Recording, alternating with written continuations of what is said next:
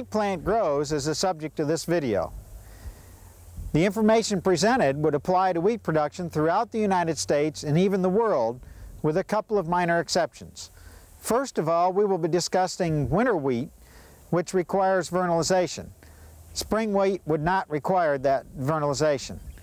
Second, we'll be discussing wheat grown for both forage and for grain.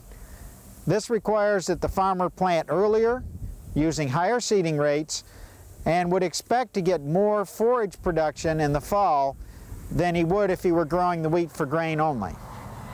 So let's see how a wheat plant grows.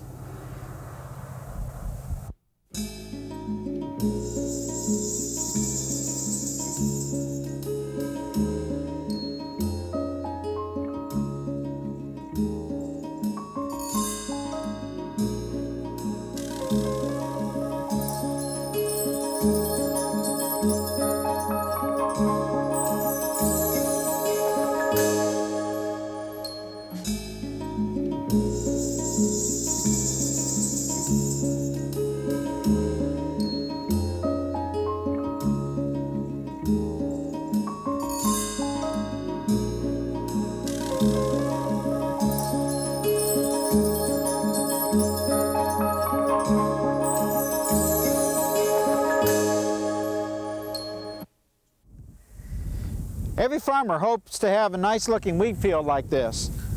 There's a lot that goes into producing a good crop of wheat. First of all, there are many management decisions a farmer has to make, and then he has to depend on the weather to cooperate. Two particular events have sparked my interest in developing this video.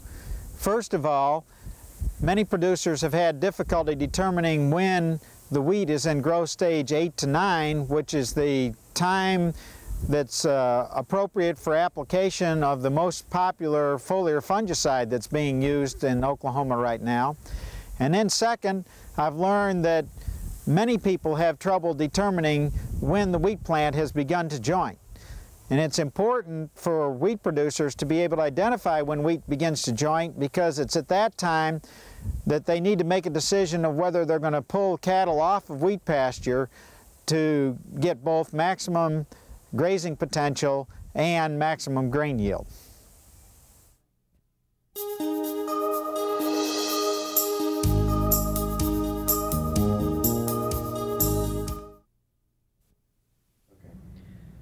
Many people think when they look at a wheat plant like this that each one of these is a stem. And I can understand very well why they would think that's a stem, but let's see what we find if we take it apart. So what I'm going to do is just take one of these tillers, and then I'm going to cut it off up here a little ways so that we're basically simulating cutting it off roughly at the soil surface. And the first thing we see is this outer leaf, and actually that tiller that was developing was just rolled around the outside of what we thought might have been the stem. And if we keep going, we'll see there's another leaf and leaf sheath that were wrapped around the outside. And if I don't break it off, we have another leaf with its leaf sheath. And then what we're left with is the youngest leaf that was just developing. And if I'm lucky and we can pull this apart all the way down, we see that there's nothing else inside. All that is a leaf that hasn't fully expanded yet, that's rolled up. So all we had inside of what looked like a stem was a bunch of leaves and leaf sheaths that were wrapped up inside of each other. This is the base of that, what we called a stem, but we found out was just leaves and leaf sheaths rolled up. And if we go on down, the only part of it that's truly a stem would be right down here at the very base. All of these leaves that were in this are attached down here at what we called the crown earlier when we were looking at the whole plant. And at that point, there are several nodes that are all packed right on top of each other within about 1/8 of an inch. And that's the only part of the stem that there is with a wheat seedling until the wheat begins joining. Leaves and tillers are systematically numbered. On the main stem of this plant, we have one leaf here, leaf 2 over here. Going back to the opposite side, we have leaf 3, then leaf 4, and leaf 5. And the 6th leaf is approximately 4/10 as long as the 5th leaf, so we conclude that this main stem has 5.4 leaves on it. Here we have a tiller from the leaf axil of the first leaf, and we call it T1.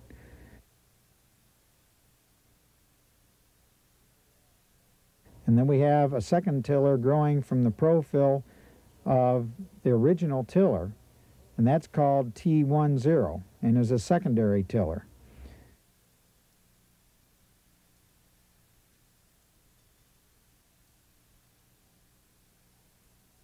On the opposite side, on where leaf 2 was, we have a tiller and the axle of leaf number 2 called T2.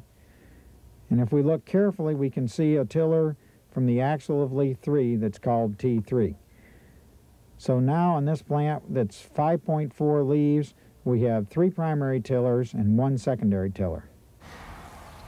There's a particular time frame in which each tiller develops.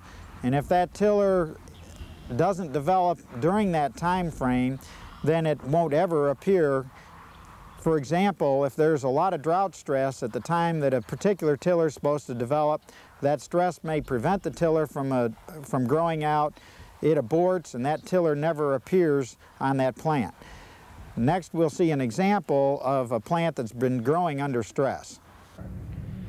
Here we're looking at 2 wheat seedlings that are about the same age, but they've been growing under different circumstances, so that with one of them, the smaller one obviously, growing under more stressful conditions than the larger one. And what I'd like to point out is some of the differences between them.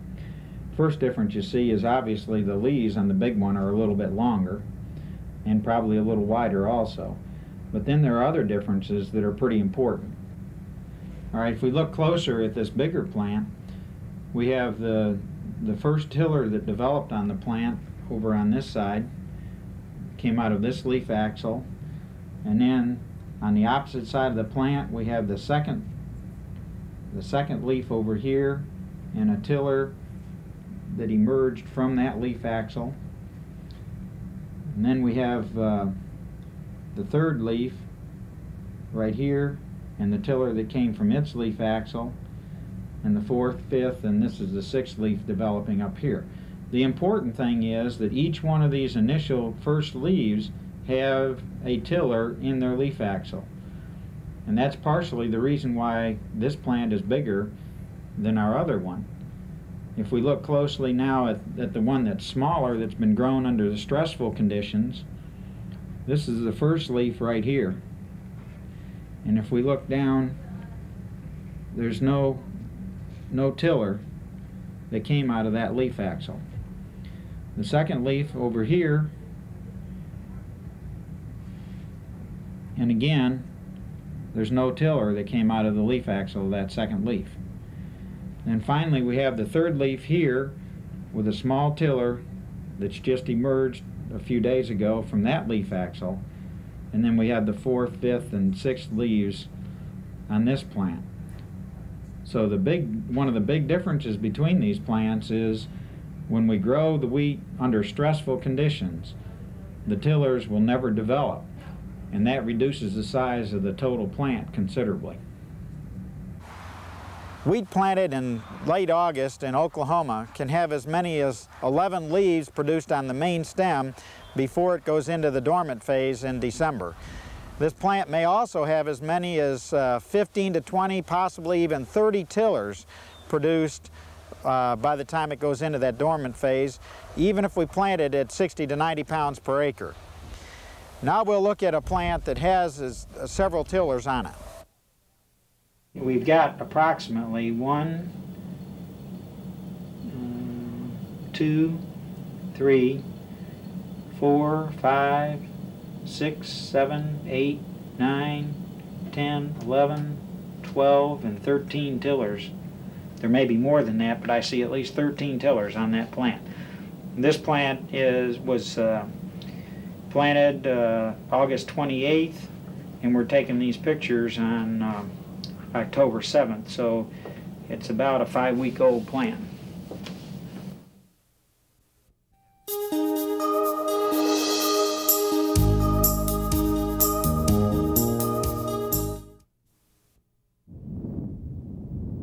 Winter wheat requires a cold treatment before the growing point will change from vegetative, when it's producing new leaves, to reproductive, when it's producing the floral structures. Floral initiation usually begins shortly after growth commences in the winter.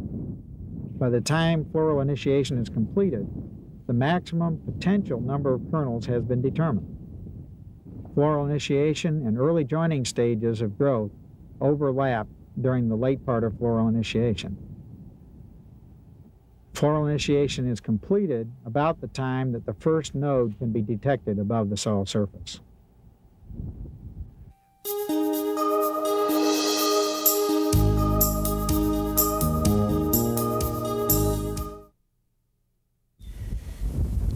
Joining is the phase of growth where the stem in the wheat plant elongates.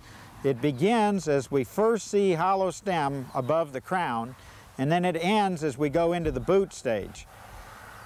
Before we dig up a plant and show you how to tell when joining first starts, I want to contrast my definition of joining with what I think many of the farmers believe joining is. Well, when farmers start thinking about joining, frequently they're looking for the bump in the stem that's caused by a joint or a node. And if we try to look here close up, we can see way down here near just a couple inches above the soil surface a bump on the stem which represents a node, and that would be a situation that the farmers might consider wheat that's already started to joint. What we want to do here is we want to look for one of the biggest stems that was originally produced last fall. In this particular set, it's pretty obvious that this is the biggest one. We just pull that out and separate it out. I like to tear away all the garbage at the bottom of it too, so I can see what I'm looking at. Okay, so I cut off the roots, and now what I want to do is cut straight up through the middle of what looks like a stem here.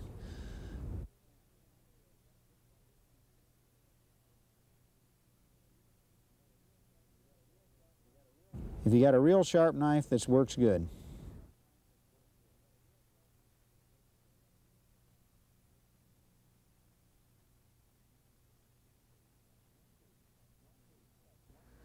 Once we've cut some of these stems open to look for the growing point, we'll find something like what we're showing here. And we've got 3 different stages we'd like to show.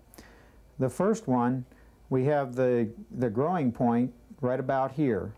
And you'll notice that at this point there are several dark green bands that are pretty close together that represent several of the nodes that have not expanded yet. And then right below that there's an area of hollow stem, just about in this particular case, maybe 3/8 of an inch. Another node, and then a good full inch of hollow stem.